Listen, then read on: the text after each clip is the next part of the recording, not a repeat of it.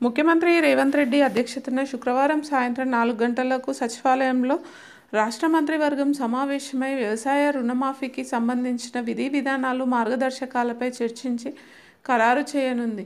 రుణమాఫీకి అర్హులను గుర్తించడానికి ప్రధానమంత్రి కిసాన్ సమ్మాన్ నిధి పథకం విధి విధానాలను వర్తింపచేయాలా లేక ఇతర పద్ధతులను అనుసరించాలా అనే అంశంపై రాష్ట్ర మంత్రివర్గం చర్చించి నిర్ణయం తీసుకోనుంది.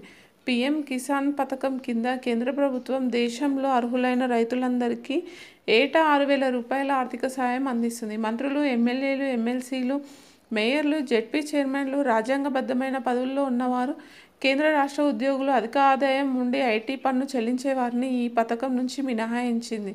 ఉన్నత ఆదాయం పొందే సంతానం ఉన్న ఈ పథకం కింద అనర్హులే. రాష్ట్రంలో రుణమాఫీ అమలుకు సైతం ఇలాంటి మార్గదర్శకాలనే అమలు చేయాలనే భావనలో ప్రభుత్వం ఉంది.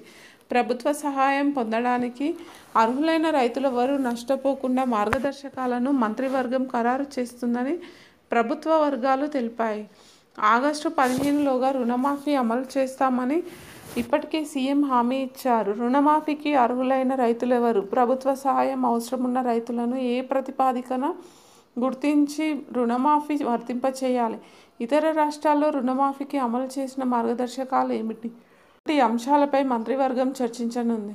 రుణమాఫీకి కటాఫ్ తేదీతో పాటు ఈ పథకం అమలుకు అవసరమైన నిధుల సమీకరణపై చర్చించి కీలక నిర్ణయాలు తీసుకోనుంది.